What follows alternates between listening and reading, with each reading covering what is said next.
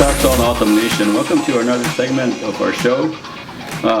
We're downtown Tucson, beautiful downtown Tucson, and we're down here at the county recorder's office. And one of the reasons we're downtown is there's an election coming up on November 6th, and there's early voting coming up, and there's a lot of questions surrounding voter registration, where your precinct is, early ballots, vote by mail. And that's the reason I'm here, to bring you that information. And with me today, and we're very happy to that she accepted our invitation, is FN Rodriguez. She runs the county recorder's office. So you probably heard her name down and then, but it's my honor to introduce you, FN Rodriguez. Okay, my name is FN Rodriguez. I'm the Pima County Recorder. I've been in office since 1993, so it's my honor and privilege to participate with you, Bill, and educating the nation of what is going on regarding elections, specifically for people that live on the reservation, and the differences that we have for people that live in urbanized communities. And I think that certainly is good, because I think there is a lot of questions, a lot of probably sometimes concerns in regards to certain situations when it comes to election day, although the Pima County Recorder's Office does handle a lot of all the voter registration in Pima County. So maybe you can elaborate on what the County Recorder's Office, as far as voter registration side of it, what that entails. Well, I'll do it in components. I'll talk about the first initial step is registering to vote. Now, on the nation, what we do is we recognize that most people don't have residential addresses. They get all their mail at a P.O. box. So what Pima County has done for several years, several decades, is that our precinct lines follow their legislative district lines. It makes it easier to people identify. So the one question that the issues that we have when people filling out the voter form on them, because this is a statewide voter form, we ask for residence address. Well, we recognize on the nation they don't have a street address like they do in urbanized areas. Right. So what we ask them in that area is give us their legislative district number for the nation, and give us their village name. And that allows us to place them in the proper precinct. So they put that information on where their residential address, and in the other line, which says mailing address, they then can put their P.O. box on. Right, and I know we have 8 precincts on our nation. One question that always comes up, and it's because it's a state or county election, and it's different from our nation's election, and sometimes you have voters who feel that they have to be registered in their own districts under the state as well, but it's not so. If you're working in Cells and you want to get your polling place in Cells and the PNA's precinct 4, you can put Cells community as a polling place, as a precinct. Yes, because Cells community does have, they're in their own legislative area that we follow the tribal lines. But again, if people will just put their district name and their village name, we're able to identify them to which proper precinct to put them in. And we recognize a lot of people work in Cells. Right. Okay, and some people want to vote by mail. Some people like to go to our early voting site. So in our early voting site, we are going to be opening one in Cells. We have 11 in the Pima County. Right. We're opening that on October 29th through November 2nd at the Tohono Community Building in Cells.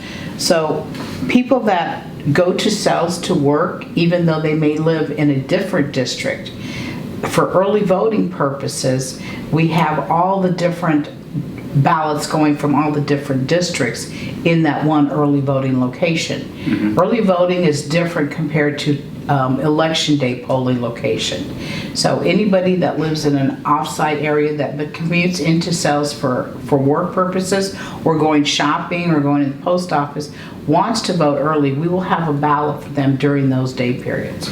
So what's the benefit of, I know you mentioned one benefit is that the early voting site will have all the 8 precincts on the nation for whoever comes to vote early. Correct. So what are the other benefits of voting early? Well, if somebody has moved from one district to another, we can update their voter registration address at that time, and then we'll be able to issue them the correct ballot. The ballot is very long. If people haven't seen it, so I brought a sample of the ballot. It's 19 pages, or 19 inches long. So this is one side of the ballot, and this is just a sample. Right. And this is the back side, so it's a very lengthy ballot. So the comforts of voting early, whether you get it in the mail or you go to early voting site, will give you the opportunities to take your time to vote the ballot. Okay. Let me go to vote by mail. So if you vote by mail, I know that's automatic. I don't know if that's still the... If people are on the permanent early voting list, they'll automatically receive it as long as they haven't changed their P.O. box number. So a lot of those have gone out. If somebody still wants to get a ballot by mail, there's still time to request one. The deadline is October 26th. So, but I would say it's the sooner the better, because it is a lengthy ballot. And we recognize that the citizens on the nation have to commute into cells, right, sometimes from very many miles to get their mail. So the one thing is that the ballot packet will look like this. It's a green envelope. We made it specifically so it stand out in their mail. So we picked, here's the green part, that's where the envelope with their packet will come in. And then inside that packet is obviously a long ballot, but folded up. Right. The blue instruction sheet will look like this. We also include the I voted early sticker. Everybody wants that one. They're proud. And, so we go to the extra step. It tells them to fill in their oval, not to use a felt point tip pen. They should use either a ballpoint, either blue or black. One of the other questions they get is, do I have to vote for every single race? And the answer is no. The voter can vote on the races that they feel informed about, knowledgeable about. It doesn't negate the entire ballot. They just skip that race and move on to the other one. So that's one of the most questions we get, because it is a very long ballot. Right, and that's always been a question sometimes is, do I have to vote on all the propositions, all the people who are running for office? You don't necessarily have to. Some people, yes, you don't have to, because of all the judges. We have judges on here, and they'll say, we have no idea about that. The voters can vote on anything on that ballot that they feel comfortable with voting on and making a selection. If they, for example, they don't know anything about the candidates, well, then move on to the next block and vote that one. So that's the thing. The other thing is very important is on their ballot affidavit is right here with the big X. Make sure you sign it. You would be surprised how many ballots we get and they forget to sign it, and then we end up having to kick it back, because we actually check every single signature coming in to make sure it's that voter that they voted their ballot. Because unfortunately, we have some ballots going to several households, a husband and wife, children living there, elderly parents, and we find out that somebody else in the household is voting that ballot.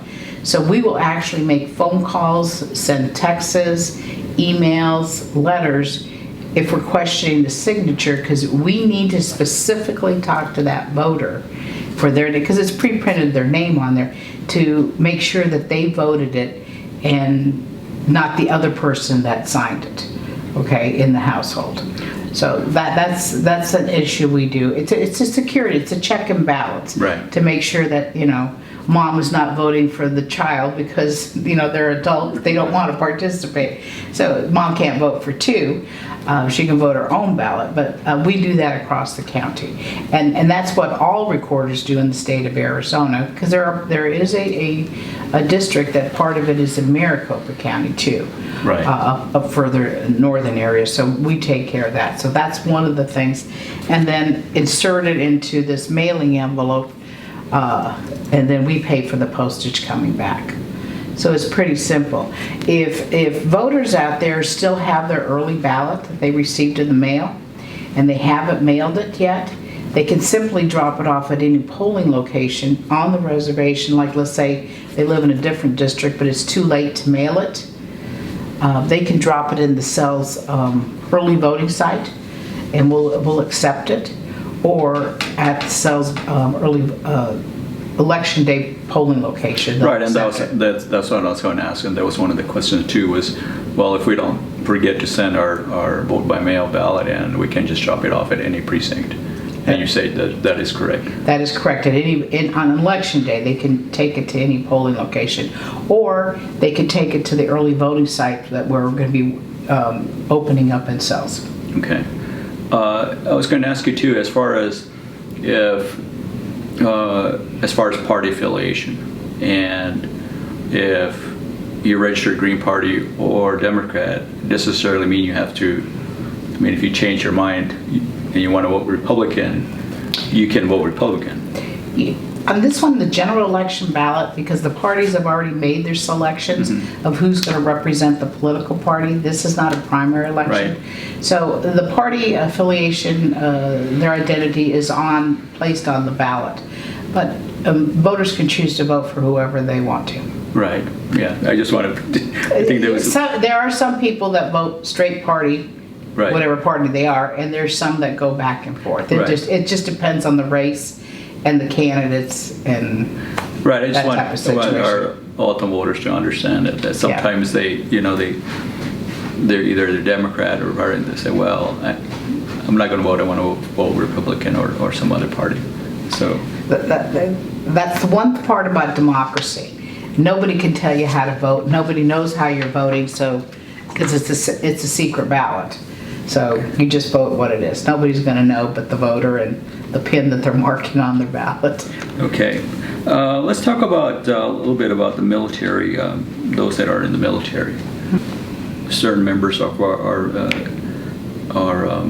voters are in the military. How would that work as far as information for our nation's members? Well, voters that are in the military or voters that are overseas, because we do also have voters that work contract, do faith-based community services in foreign countries. People could be overseas for work, visiting a relative for extended period of time. So there's a special accommodation for those, and there's a special unique voter form that they fill out, and it's called the FPCA form, So the military voters will use that one. Wherever they're deployed at, they have head people that talk to them. They will call our office, and what happens is the state of Arizona is very proactive with the military overseas voters. And they fill out a voter form. They usually send it electronically to certain key secured website or email address. And then they tell us where their last residence address is here in Tucson. They'll provide an email, because everybody has email. And their ballots are sent actually electronically. Because sending the mail over to foreign countries is very, very slow process. Right. And a lot of them will get them a week or before election, and then they can't get back in time. So the law was changed here in the state of Arizona to allow that uniqueness and different from military overseas voters. And on my website, there's a special link for military overseas that gives them the instructions, gives them access to the form, the unique voter registration form, where to send it to. And then there's certain, like 2 or 3 staff members that are just dedicated to the military overseas. Military is, when we ever have a United States Senate race, which we do this here Right, in this yeah. thing. Anytime we have congressional races, the military is very, very active because the federal government is the one that allocates the funding for the military bases, you know. So we have sometimes unique conversations with these people via email that they ask us questions.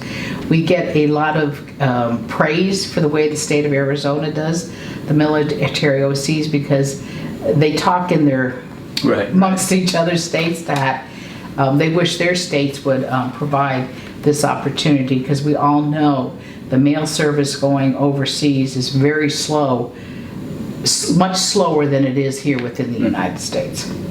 Well, that's good to know. I think there's probably a lack of understanding as far as those particular members that do have their daughter or their son in the military, that you do that, you know, it's a good opportunity, and it's easier, I shouldn't say easier, as far as Arizona or Pima County. Well, this is a law in the state of Arizona. Right. So it's with anybody, any of the tribes or people that have in the military, this is how it's set up for the military. We also have a lot of students, even on the nation, that may go away to school, but they're registered here. You know, they will register here and then they will call us and say, my son is a student going to Stanford or back east or whatever, and we will mail them their ballot back to that wherever their dorm is at or where they're temporarily residing as they attend their higher education. Okay. Let's go back to voter registration. Sometimes there's questions in regards to, well, I don't know if I'm still registered or where my precinct is, and those kind of things. If somebody was registered, let's say 5 years ago, and they were inactive for that period of time, when would they no longer be inactive or purged out? The rule is, and this is a federal law, is that a voter will stay active even if they didn't vote, as long as they don't change addresses that we attempt to mail. That's how we move person to inactive status. That means the address we have on file is no longer valid for them by the information provided us by the Postal Service. So we attempt to reach those voters twice. By law, we're required to hold them on the inactive list for 4 years, and then we can cancel them out. But if voters are unsure if they're registered, if they haven't changed, they may have moved their P.O. box, or maybe they temporarily went to Maricopa County and then came back, and that happens a lot. They can go to my website at recorder.pima.gov and click on check voter registration status, fill in the pertinent information, and it'll tell the voter this is what we have, or it'll tell them this is your address is bad and needs to be updated. And it's the same thing on the same website for people that send in their early ballot, if they want to check where it's at in the process, because all they know is they either dropped it off at one of our early voting site or they mailed it, but what happened to it there? They can go check their ballot status, key it in, and it's a tracking mechanism, just like a UPS or FedEx. It says it acknowledges when we receive it. That's why we have the barcode. It'll tell them if we like their signature or if we have a problem with their signature and they need to call us. And then it'll say, the final message will say that it's been turned over for tabulation. Going back to, you brought up something doing early voting. So if I lived off the nation and I went to try to vote early and they didn't have my name, and so I can fill the voter registration and put one of the district names on there, is that good for November 6th, or is good for the 2020 election? Well, right now it'll be good. Once you fill out a voter registration form, it's good all the way unless you move. Again, it's triggered by if you move, and we keep checking the mailing address for voters periodically through every election. So it would be valid. But you bring also a good point, because a lot of people will come in from cells into Tucson to do business, go to the doctors, or for whatever reasons.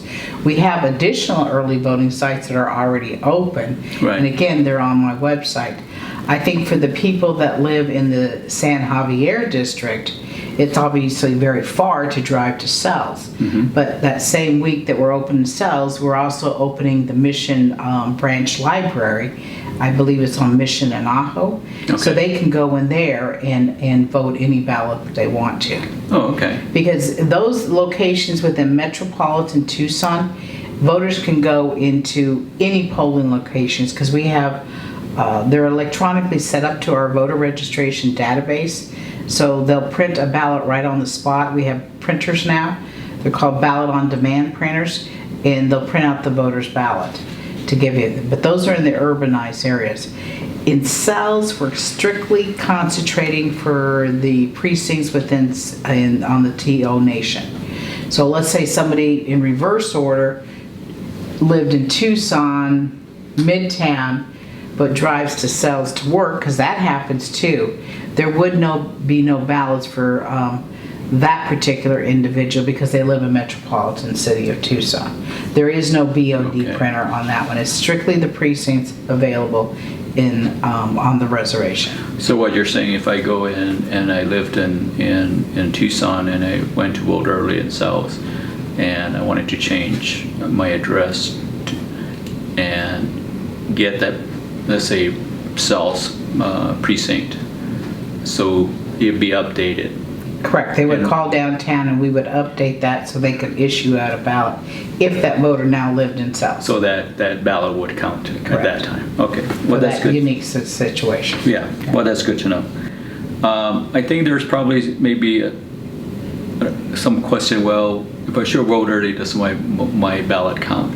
How does that process work as far as if you vote early and to ensure our members that if you vote early, hey, your ballot is going to be part of the election counting process? All early ballots, as long as the signature is good and we can verify it was voter, those will all be tabulated. Because if they notice on an election night, the first results they get are not from the polling locations. The first election results are from all those that voted by mail. Oh, okay. So those are the first canvass. And traditionally throughout, at least in this county, 83% in the last election of the voters that actually cast a ballot did it early, either at an early voting site or by mail. So the polling location is slowly going away as far as the quantity of voters that are voting. Most of the voters are voting now by mail or at an early voting site. Oh, okay, so you're saying that that's usually tabulated.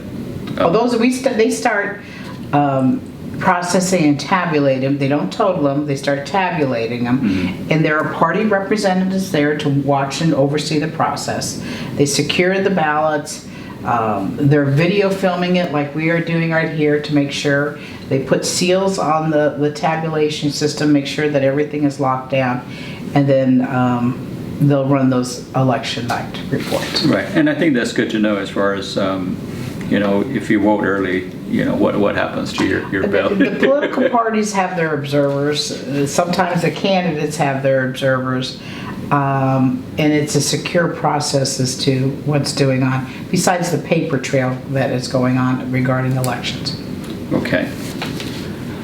If I go in and I voted and I didn't use my vote by mail, so what occurs at the polling place if I tell them, hey, I voted by mail? Well, the poll worker will already have a roster there. And the signature roster, which the voters have to sign, and they also have to show ID at a polling location. At an early voting site, you don't show an ID because we check the signature. So the poll worker, all they know that they have big letters on there say early ballot. So the poll worker is not going to have any knowledge if that ballot came back or didn't. So that's when the poll worker will issue the voter a provisional ballot.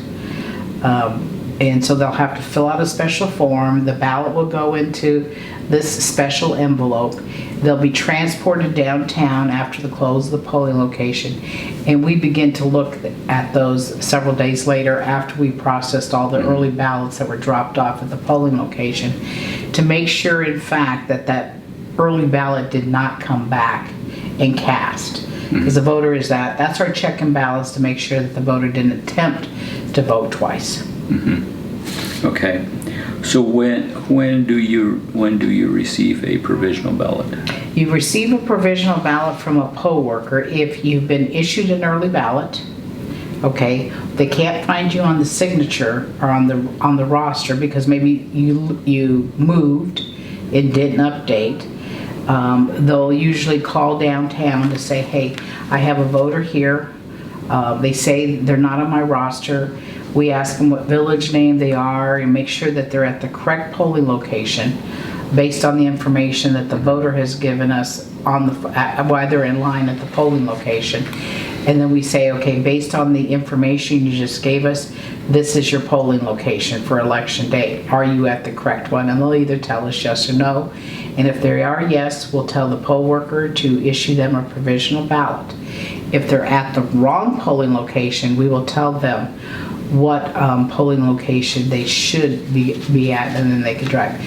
And voters need to do this earlier during the day because on the reservation, if you moved and updated, you'd be traveling for quite a distance to your next polling location.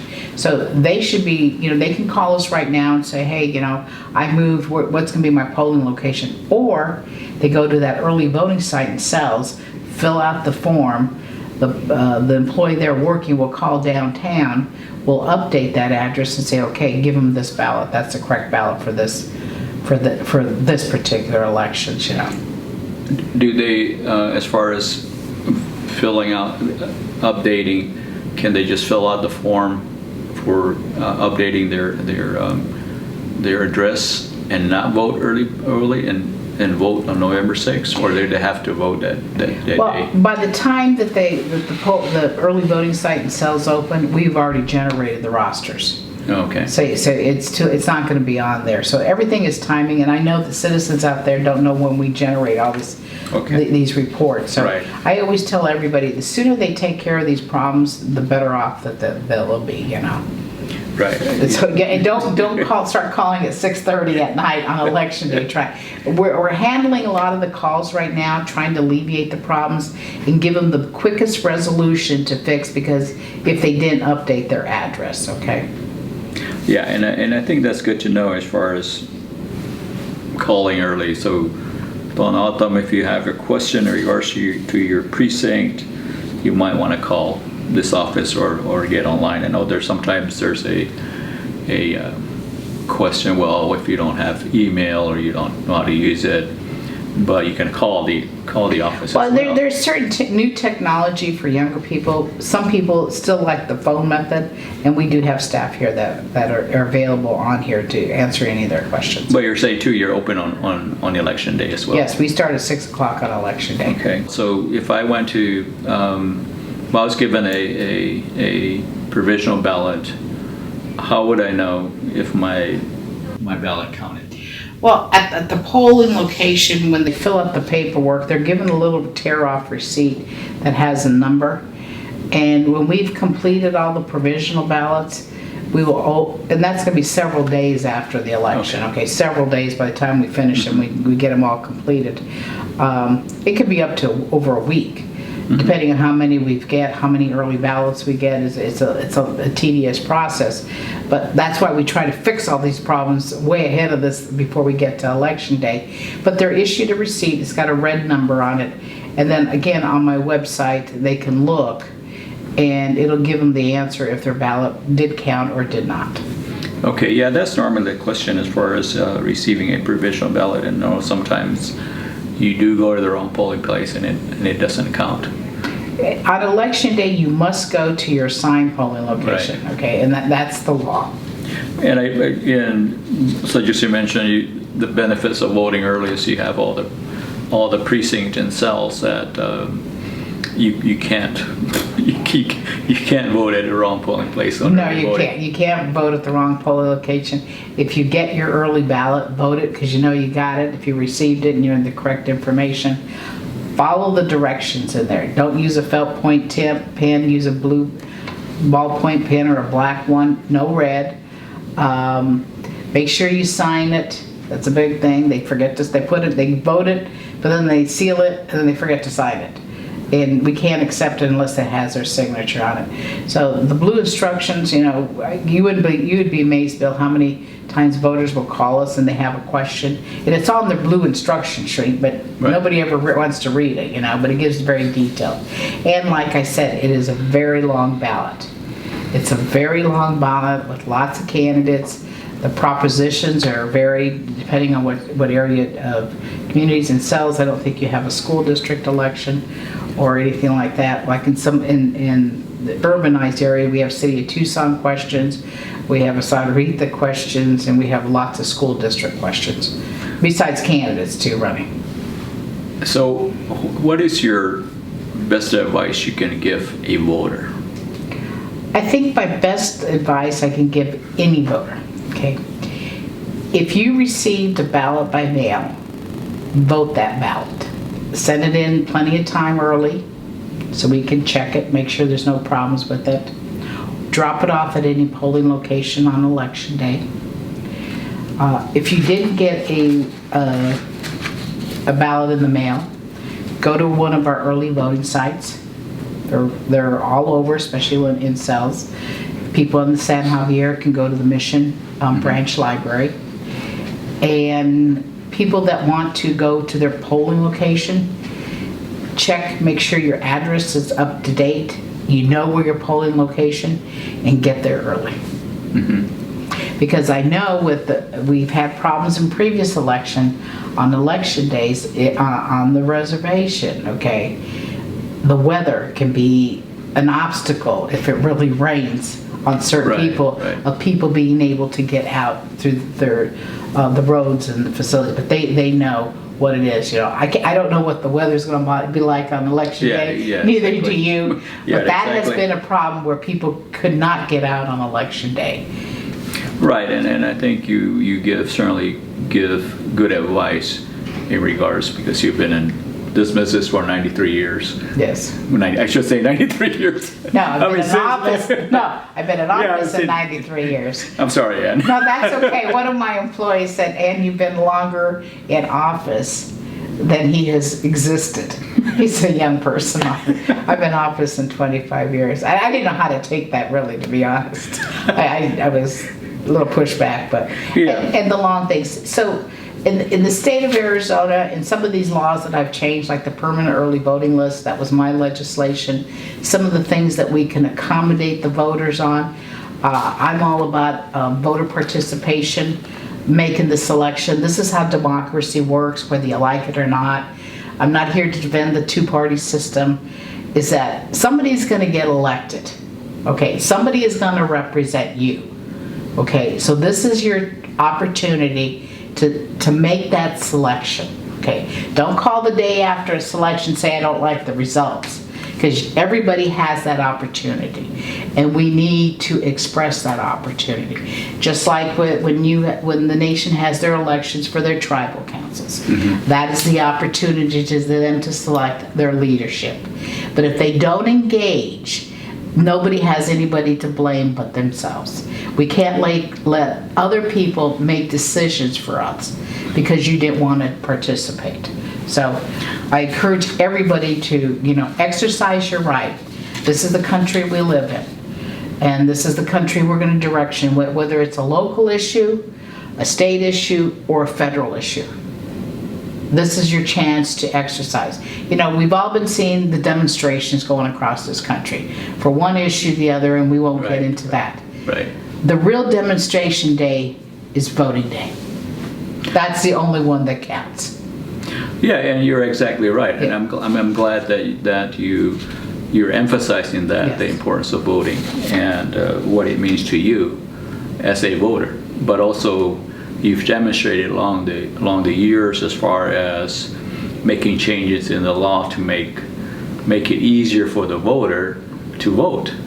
You've been elected to this office a number of times, running the recorder's office plus the voter registration side of it. So I'm sure you've seen the changes through the years and also the technology that you've utilized since I've been here.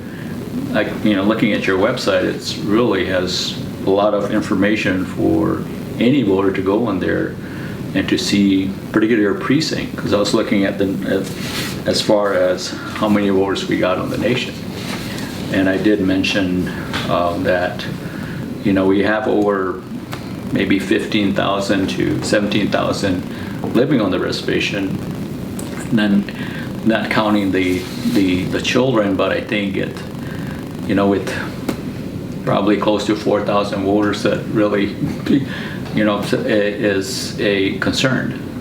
It is a concern, even here as I look at Pima County as a whole. We have a lot of different age groups that have disconnected from the voting process for one reason or the other.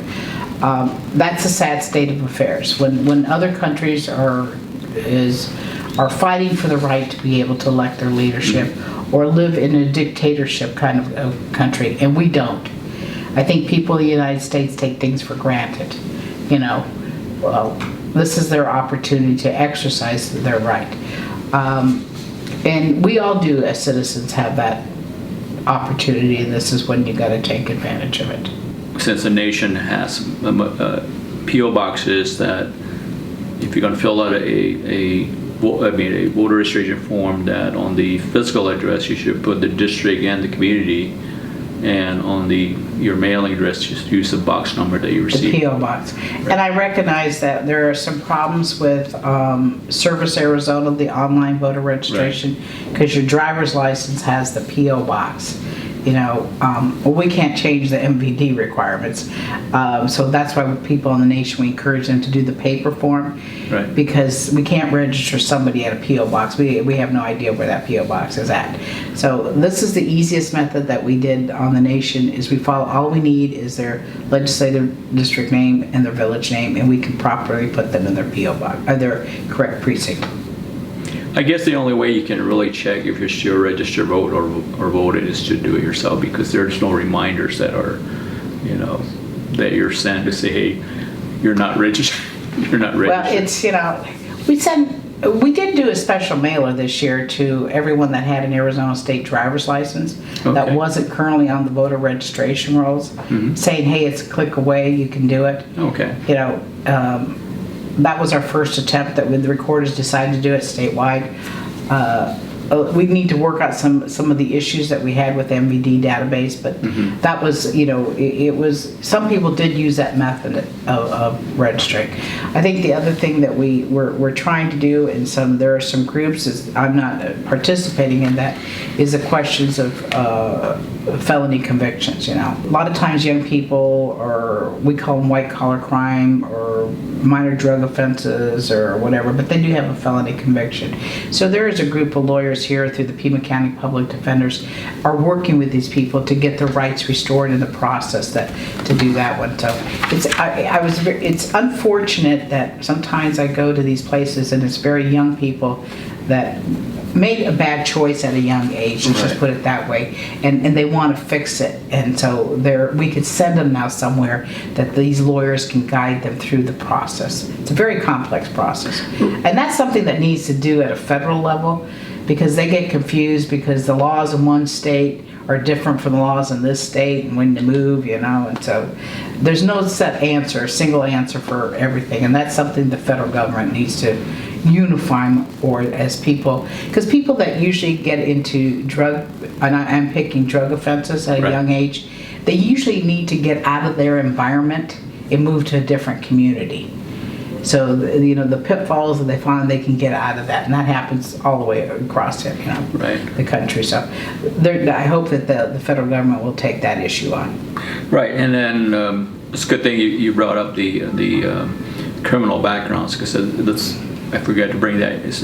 So if I can recall, is that if you have a felony conviction, if you only been convicted of a felon and have restored any of your your rights have been restored, you can register to vote. Well, see, when we get into these dialogues with these individuals, you know, sometimes they don't know how many felony convictions. They may have had one offense, but there could have been multiple charges and multiple convictions. So a quick answer, one shoe won't fit. And we just say, you got to go look at what actually the court did, what does it read, before, we don't want them to commit another offense. Right. So, you know, we don't give a straight answer. They have to understand, but again, it could have been one situation, one incident, but multiple charges, which would then deem multiple felony convictions based on charge 1, charge 2. It just depends. That's why we send them to these lawyers who can dig into their court cases. They have the access to look at what the court said, the documents, and then they can guide them. And that's through the Pima County Public Defender's Office is working on that program. Okay, well, that's good to know. I know there's some questions probably out there as far as members who have been convicted, but maybe they do know they've been only convicted of a, you know, one. Yeah, it just depends. Right, but it's good to know to check upon it. And we now can guide them to somewhere that they can help them with it. Oh, okay, so, okay. That's where we refer them to the Pima County Public Defender's Office. There is a group, and there's some private lawyers that are also helping for these unique situations because they're so complex, you know, and that's not for me or a voter registration clerk to answer. Is there anything else that I may have forgotten that, as far as specific to the nation or even early voting or election day that I can think of? I think we covered it pretty well, some of the things that are specific to the nation. Right. And then I think I covered it well that I thought that people that live in San Javier, they can go to the Mission Library. That's a bigger population. And then, of course, the people that live in cells, which is I call it the home base, the capital of the nation, they can go right there to that early voting site in cells. And I thank you too for giving your own I guess comments in regards to voting, because I think it's important to understand that, given that right. Yeah, I think it is. I gave you the information that my office provides to all Pima County residents. Mm-hmm. I gave some of the information specifically to the nation. I gave you some of my viewpoints on what I think about all of us as citizens mm-hmm. of Pima County and of this country, what our responsibilities are. And I encourage people to participate on this process. This is the opportunity.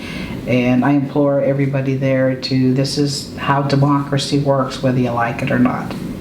You're exactly right. Whether you're right. We can't change the rules in the middle of the game. Okay. But somebody's going to represent us, always. Somebody's going to be making decisions for you. So you might as well have a selection and an opinion on who do you think it is. You don't have to share it with anybody. I know that people are doing a lot of social media, being very aggressive and out there. That one, I would hope we would eventually go back. Since the 25 years I've been in office, we didn't have email, we didn't have webpage, and nobody knew what Facebook was or Twitter was. These are all new technologies. I'm kind of amazed that they say they get their facts from Facebook. Okay, well that's just somebody's opinion.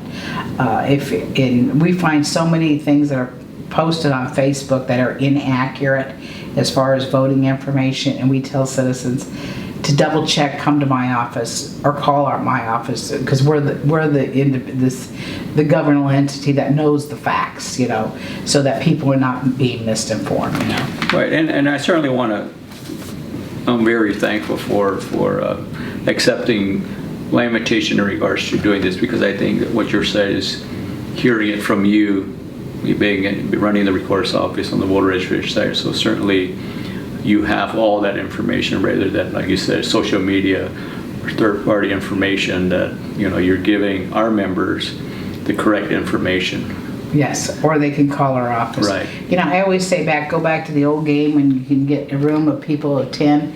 You start it here, and you tell them something, and by the time it gets to 10 people, by the time it gets to the last one, it's a totally different story, you know.